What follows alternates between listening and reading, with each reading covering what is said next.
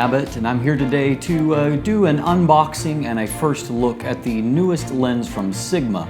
This is for APS-C or crop sensor cameras, DX format for those of you that are Nikon shooters. And of course, it's an extremely exciting lens, and that once again, it does something groundbreaking. And while Sigma has already several years ago released an 18 to 35 millimeter f1.8 zoom, that has proven to be a very popular lens. They have now kind of expanded that series and added on a great complement to that lens, another premium APS-C lens. Specifically, the 50 to 100 millimeter f1.8. That's right, a constant f1.8 aperture. And this is from their art series. And so let's jump in and let's take a look at what we see inside the box. So one thing that I always commend Sigma on is the fact that all of their lenses, whether they're cheap or premium, come with a nice padded case. And as you can see here, this is a very nice case that has some real protection value. And because it's a larger size case, Sigma has also kindly included a strap for carrying this should you want to actually transport the lens, carrying that with a shoulder strap. Now I've already removed some of the plastic here so we can get more quickly to the lens itself. But inside we find a lens that, of course, is not what you would call small. And I wasn't expecting it to be small. I knew the dimensions would be fairly large. But let's take a look here and do some comparison to a standard, this is a full frame 70 to 200 millimeter f2.8 zoom lens. And so as you can see, the lens design is different. Most 70 to 200 lenses, they tend to be somewhat like this in design in that the width of the lens is fairly constant. The Sigma here you can see builds from a more narrow beginning and then kind of expands out to where when you get to the zoom ring, it's actually a wider lens around than the 70 to 200 millimeter. And so to give you some specifics on that, the Sigma is right under 3.7 inches around. That's 93.5 millimeters compared. And of course, I've got a Tamron 70 to 200 f2.8 VC lens because it's one that I personally own. And it is 3.38 inches or 85.8 millimeters around in circumference at the thickest point. And so as a result, while you have a shorter lens, the Sigma is about 17.5 millimeters shorter than the 70 to 200. The Sigma is not only thicker, but because it has a little bit more metal in its construction, and this feels like another dense, very nicely made lens from Sigma. As a result, it actually outweighs the Tamron 70 to 200 by about 20 grams. And so you have the total weight for this is a little over 3¼ pounds or 1,490 grams. And so it's a substantial lens in the hand. It feels like a hefty but well-made lens.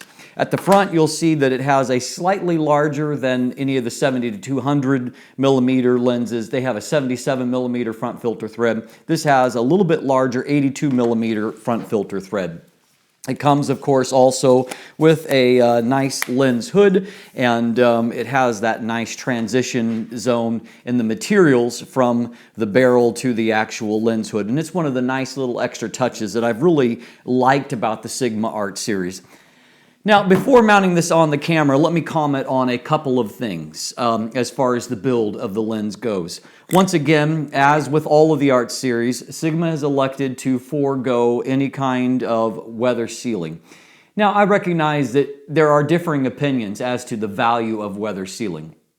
However, I think that there is some merit to it, and particularly if you're shooting in harsh conditions, very moist, very dusty conditions, having some form of weather sealing is certainly an asset, and it's one of those things that helps to distinguish a professional grade lens. I think in almost every other capacity, this would be considered a professional grade lens in a way that certainly Canon is not building them, or Nikon for APS-C, but at the same time, the omission of any kind of weather sealing is going to be a drawback for some shooters.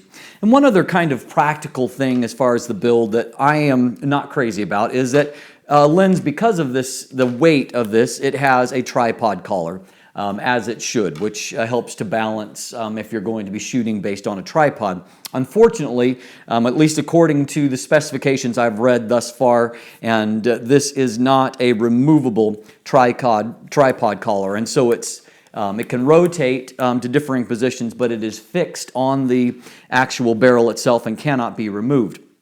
So the downside of that is that while the actual tripod foot is not huge here, there's no real way to get it out of the way, because right here is the actual zoom ring for the lens. And so no matter where you have it, the tripod collar is going to be hanging over the actual zoom ring at some point, and is going to get in the way.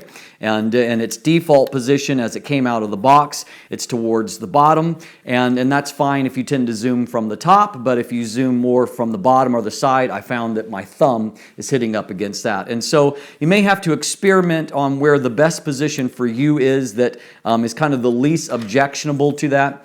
But I would prefer, as I tend to do most of my shooting handheld, I would prefer that to be a removable tripod collar. And unfortunately, that's not the case here.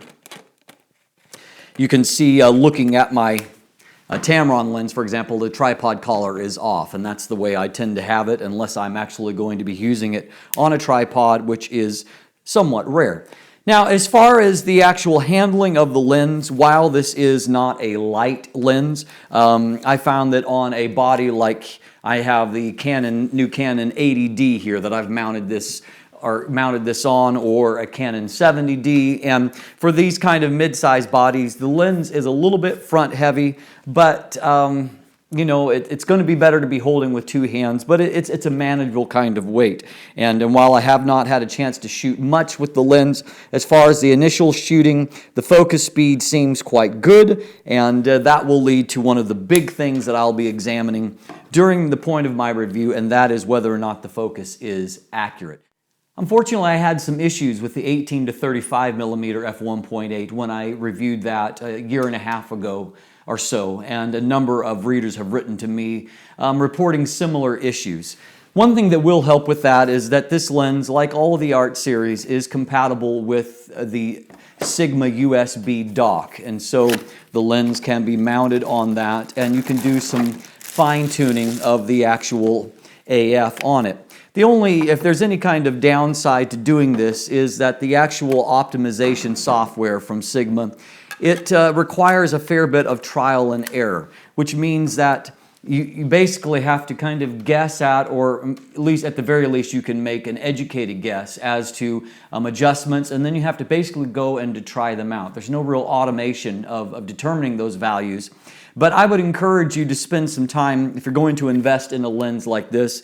I suspect it's going to produce beautiful results, but those results are going to be wasted, and that wonderfully large aperture is going to be wasted if the lens is not accurately focused. And so I encourage you to invest some time and make sure that you get your copy focusing as good as possible.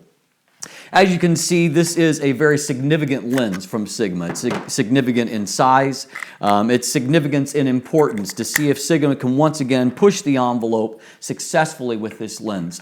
I fully expect it, like the other ART series, to have great image quality, and hopefully Sigma is making strides with the AF performance as well. I'll be putting it through its paces over the next few weeks, and hope to bring you back some results along the way. I'm Dustin Abbott, and if you've never visited my website, take a look below at a link to that. You can also sign up for my newsletter and keep abreast of all the things that are going on, giveaways, reviews that are coming out, photography tips as well. You can also follow me on social media, and if you haven't already, please subscribe. Thanks for watching today.